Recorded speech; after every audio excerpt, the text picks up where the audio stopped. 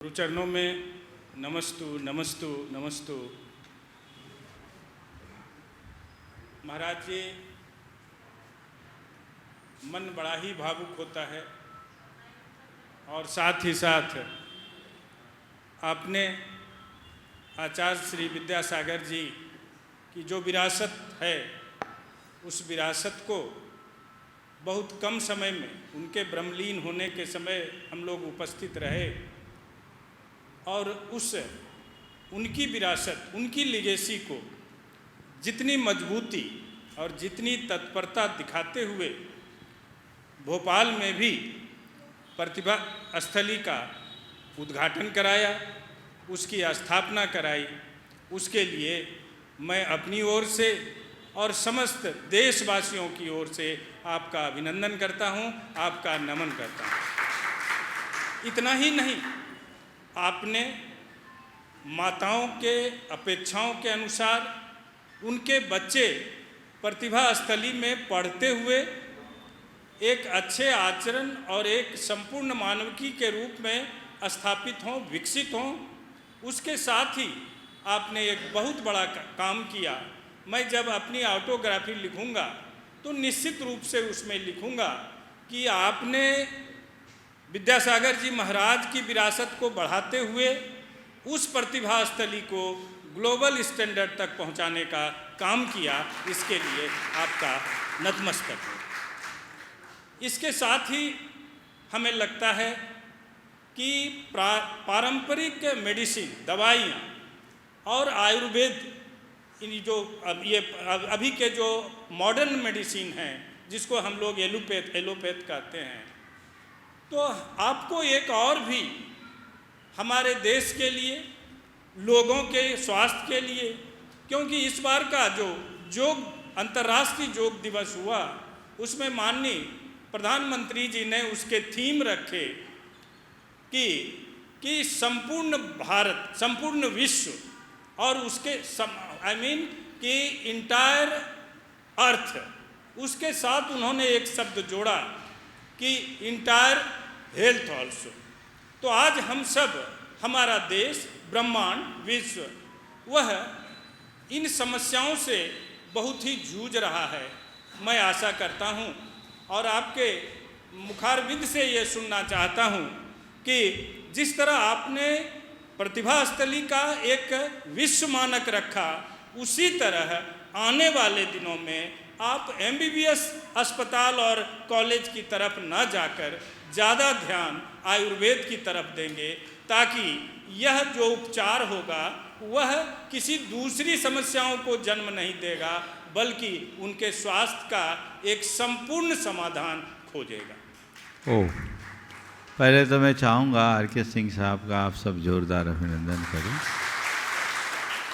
ये हमारे देश के एक प्रख्यात शिक्षाविद हैं, परम पूज्य गुरुदेव के बड़े चरणानुरागी रहे हैं और शिक्षा नीति के निर्धारण में इनकी बहुत महनीय भूमिका रही है। मेरे ख्याल से भोपाल में इनका मेरे पास इस शंका समाधान के सत्र में शायद दूसरी बार आना, तीसरी बार। बहुत अच्छी बात है। आज आपने जो बात कही, एक बात का संशोधन मैं चाहूँगा। मैंने अभी प्रतिभा स्थली के क्षेत्र में कोई लेखनी कार्य नहीं किया। गुरुकुलम की यहाँ स्थापना हुई, जो हमारे समाज के बच्चों के लिए, होनहार बच्चों के संपूर्ण शिक्षा को यहाँ पर संभाल रहा है। परम पूज्य गुरुदेव की बड़ी उदात्त दृष्टि थी। आप तो स्वयं उनसे निकट का सानिध्य पाए हो। उनके विचार बहुत विराट थे।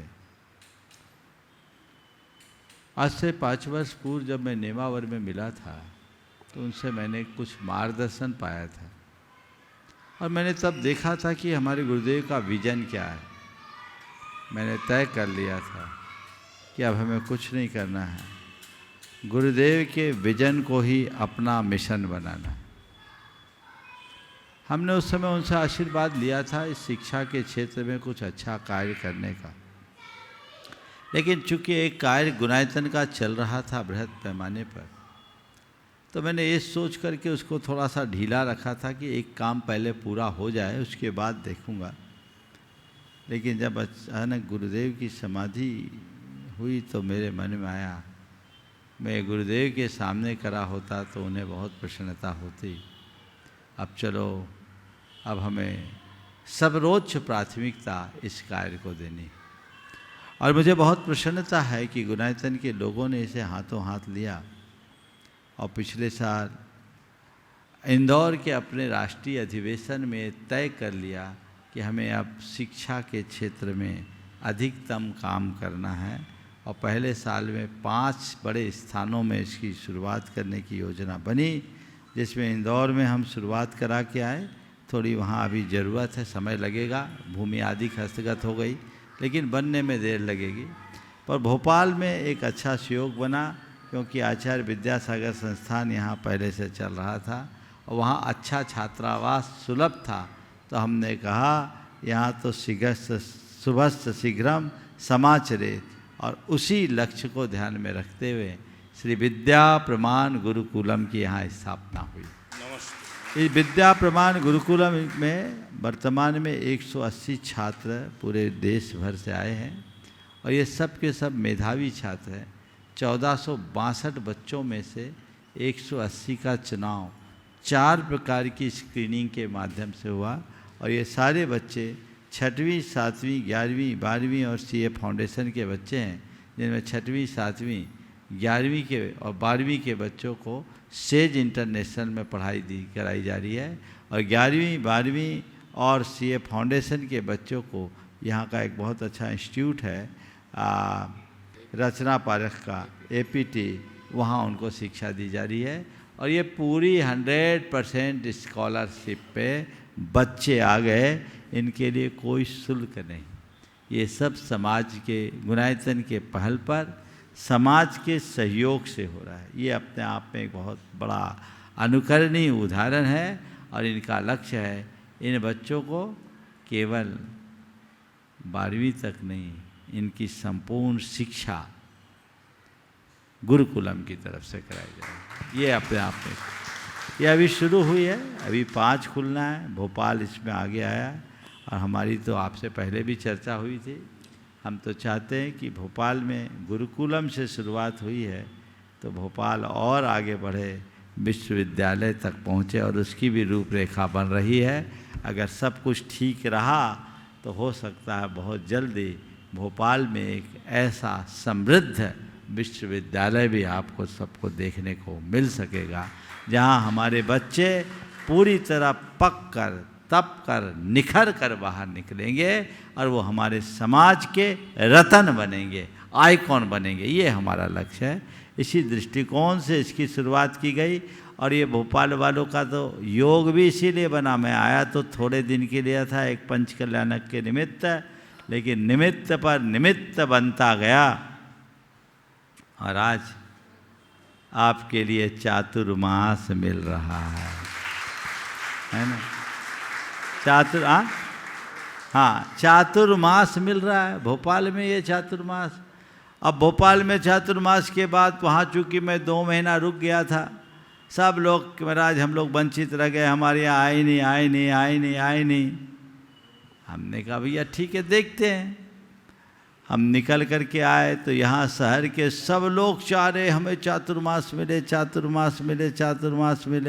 और 1100 वाले तो और कह रहे महाराज, आज भी कह रहे थे महाराज कैसे ही हो जाए। एक बहन ने तो कहा महाराज जी, खड़ी बैठी यहाँ, भावना की बात है, महाराज हम अपना घर पूरा खाली कर देंगे, आप तो चातुर्मास कर लो। मनीषा बैठी, आप पूरा चातुर्मास कर लो। हमने कहा तुम लोगों के दिल में बहुत जगह है, घर खाली करने की ज़रूरत नहीं पड़ेगी। और यहाँ पूरी टीम लगी। अभी भी मनोज भाई मुझसे कह रहे थे महाराज आप तो कैसे चातुर्मास कर लो। मैं सबसे ये कहना चाहूँगा पूरे भोपाल वालों को, हमारा चातुर्मास भोपाल में होगा और हम जहाँ रहेंगे वहाँ पूरा भोपाल रहेगा। हम किसके लिए चातुर्मास कर रहे हैं? भोपाल के लिए नहीं, किसके लिए? गुरुकुलम के लिए। तो इसलिए अब हम कर दे औपचारिक घोषणा, हाँ कर दे। कर दे रहे हैं, अब अपने मुंह से नहीं कह रहे, तैयारी अपनी कर रहे हो, सो करते रहो। सबको पता है, अपने मुंह से कहे जो है सो है, सब है, आप अपनी तैयारी कर ही रहे हो। लेकिन सबको पता है, बिना कहे भी बहुत सारी बातें पता रहती है, समय से पहले कह देने में फंसने की बात आ जाती है। और हमारे गुरुदेव ने हम लोग सिखाया, बेटा कहना सब पर फंसना मत, बचने का रास्ता निकाल के रखना। और आप लोग बहुत समझदार हो, बिना कहे ज़्यादा जान लेते हो, इसलिए आप कहने की ज़रूरत नहीं है। आप जो अपने स्तर पर अपनी तैयारियां कर रहे हैं, वो तैयारियां करते रहें। अभी सिंह साहब ने जो बात रखी चिकित्सा के क्षेत्र में, गुरुदेव ने पूर्णायु जैसे प्रकल्प को देकर इस क्षेत्र में बहुत क्रांतिकारी काम किया। हम लोगों को इस दिशा में प्रयास करना चाहिए। पर मैं तो एक कदम और आगे जाना चाहता हूँ। हम चिकित्सा के लिए काम करें सेकेंडरी है, लोगों को स्वस्थ रखने के लिए काम करें ये प्रायोरिटी है। हम भावना योग करें, बीमारी नहीं पड़े, शुद्ध सात्विक जीवन शैली अपनाएं, खान पान पर नियंत्रण रखें, आधी बीमारी खत्म। जितनी भी लाइफ स्टाइल डिजीज है वो खान पान की शुद्धि से दूर हो सकती है। लोगों में अलग जगाइए। ज़्यादातर लोग या तो लाइफ स्टाइल डिजीज से अथवा स्ट्रेसफुल लाइफ स्टाइल के कारण, वो भी लाइफ स्टाइल ही है, ये बिगड़ी हुई जीवन शैली आपके जीवन को शारीरिक और मानसिक रूप से कमज़ोर कर रही है और आपकी चेतना को विकृत कर आपका चैतसिक स्वास्थ्य भी बिगाड़ रही है। मैं आपसे कहूँगा कि ये तीनों प्रकार के स्वास्थ्य को, चाहे वो शारीरिक स्वास्थ्य हो, चाहे वो मानसिक स्वास्थ्य हो, चाहे वो चैतसिक स्वास्थ्य है, ये तीनों प्रकार के स्वास्थ्य को ठीक करने में भावना योग एक कारगर निमित्त है। हम योग की परंपरा को आगे फैलाएं। बीमारी के बाद चिकित्सा करें, वो भारतीय पद्धति से करें, पर बीमारी ही ना आए, पहला प्रयास तो ये करें ना। हमारे लोग पहले ज़्यादातर स्वस्थ रहते थे क्योंकि सभी की जीवन शैली उसी अनुरूप रहती थी। आजकल जीवन शैली बिगड़ गई, बदल गई, इसलिए मामला गड़बड़ हो रहा है। हम उस दिशा में भी अलग जगाएं और लोगों को आगे बढ़ाएं। बहुत बहुत आशीर्वाद।